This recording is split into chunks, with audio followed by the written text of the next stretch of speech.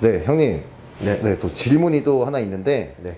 저희가 또 이제 다이어트를 또 열심히 하지 않았습니까? 그렇죠. 네, 형님도 이제 다이어트를 열심히 하신 걸로 알고 있는데, 지금 다이어트가 중단이 되셨잖아요. 지금 다시 살이 찌셔가지고 오셨더라고요. 네, 그래가지고 이제 그 이유나 다이어트 할 때 또 왜 이렇게 그렇게 됐는지를 설명을 한번 좀 부탁드립니다.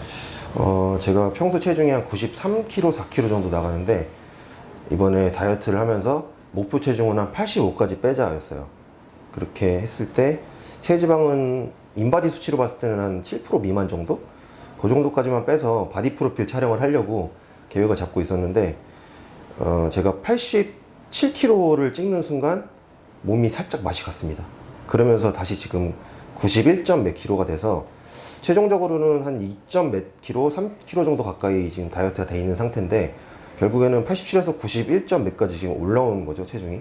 이렇게 해서 중단이 됐어요. 근데 그렇게 된 이유가 사실은 제가 아주 예전에 했던 잘못된 다이어트의 피해라고 생각을 해요, 저는.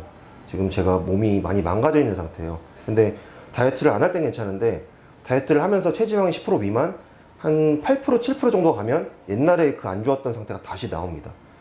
지금 그거에 대해서 얘기를 하자면, 여러분들이 대부분 다이어트를 하면서 조금 빨리 가려고 뭔가 이렇게 편법, 지름길을 찾아가려고 자꾸 다이어트 방법을 찾으세요. 그래서 뭐 무탄수, 뭐 고지방, 저탄수, 뭐 많죠.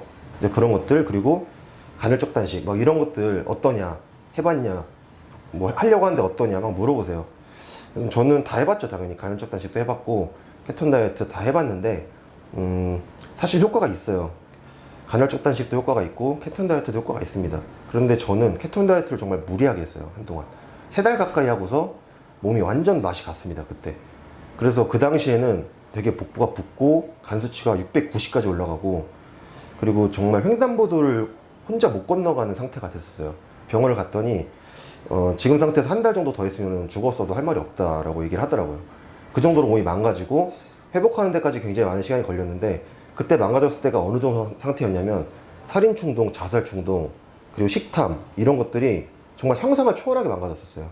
저는 식탐을 왜 도대체 이해가 안 됐어요. 왜 먹고 싶은 걸 못 찾는지. 그냥 안 먹으면 되는 건데 이랬는데, 그 제가 호르몬이 무너지고 식탐에 노예가 되는 순간 잠을 30분 이상 못 잤습니다. 30분을 자다가 깨요. 눈 뜨는 순간 배고파요. 막 먹어요. 배가 부르고 음식이 여기까지 차오르는데 배가 고파요. 계속 먹는 거예요. 그 먹다 지쳐서 잠이 들어요. 또 30분 만에 깨요. 그럼 또 배고프다는 생각이 들어서 재채기를 하는데 음식물이 튀어나갑니다. 이 정도로 몸이 망가졌었어요. 그 호르몬에 완전 지배를 당한 거예요, 제가.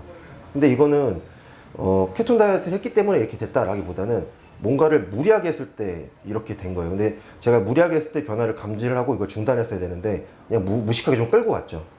근데 비단 케톤 다이어트나 어떤 뭐 특정한 어떤 다이어트가 좋다 안 좋다를 떠나서 이런 편법적인 거, 일반적인 우리가 탄수화물, 단백질, 지방을 골고루 먹는 것에서 칼로리를 좀 다운시켜서 하는 일반적인 다이어트가 있죠. 이 방법이 아닌 뭔가 편법적인 방법을 썼을 때는 장기적으로 가면 안 좋다는 생각이 들어요. 제가 해본 결과. 간헐적 단식도 이게 필요한 순간이 있죠. 왜냐면은 간헐적 단식 같은 경우는 우리가 밥을 먹고 돌아서면 배고파요. 그럴 경우에는 간헐적 단식이 힘을 발휘합니다. 왜냐면 한 번에 많이 먹으니까 이게 꺼지지가 않아. 배가 부르니까. 그래서 이게 길게 가요. 그래서 제가 한동안 식탐에 좀 힘들어하던 시절에 간헐적 단식을 어떻게 했냐면, 하루에 먹는 양을 4번으로 쪼갰던 거를 2번으로 나눴습니다. 그럼 하루에 먹는 양은 똑같기 때문에 다이어트가 되면서도 식탐에 이렇게 되게 힘들어하거나 그러진 않았었어요. 이럴 때 필요한 것들이 그런 것들이지, 혹은 무탄수 다이어트 같은 경우는 급하게 뭔가를 빼야 되는 상황, 그럴 때 1주, 2주 이렇게 짧게 가는 거는 저는 추천을 하지만, 장기적으로 몇 달 혹은 뭐 계속 이렇게 가는 거는 뭔가 문제가 몸에 생길 수 있다고 생각이 들어요.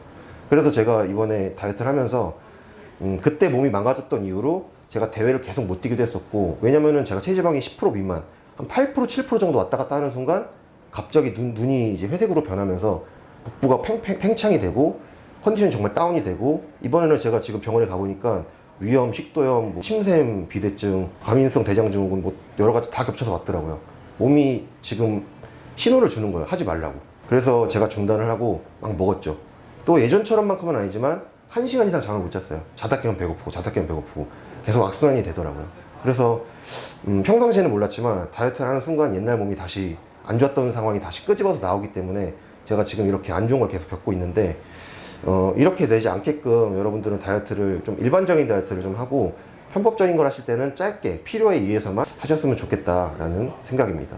어쨌든 그래서 다이어트를 중단을 하고 지금 살이 조금 올라서 조금 컨디션이 괜찮아졌어요. 그래서 이 상태로 그냥 바디 프로필 100 가리고 찍으려고 생각하고 있습니다. 다이어트에 대해서 한마디로 요약을 하자면 여러분들이 하셔야 될 다이어트는 탄단지의 균형이 맞춰진 가장 깔끔한 식사를 칼로리를 다운시켜서 먹어라. 그렇게 정리할 수 있을 것 같아요. 그리고 운동과 유산소. 그죠? 그렇게 정말 네, 하시면 될 것 같아요. 모두가 아는 그렇지. 여러분들 다 알고 있지만 그게 하기 싫으니까 빠른 지름길을 찾아가려고 그러는 거예요. 그렇게 하시다 보면 저처럼 넘어집니다. 그거 유의하셔서 좀 건강한 다이어트 하셨으면 좋겠습니다. 감사합니다.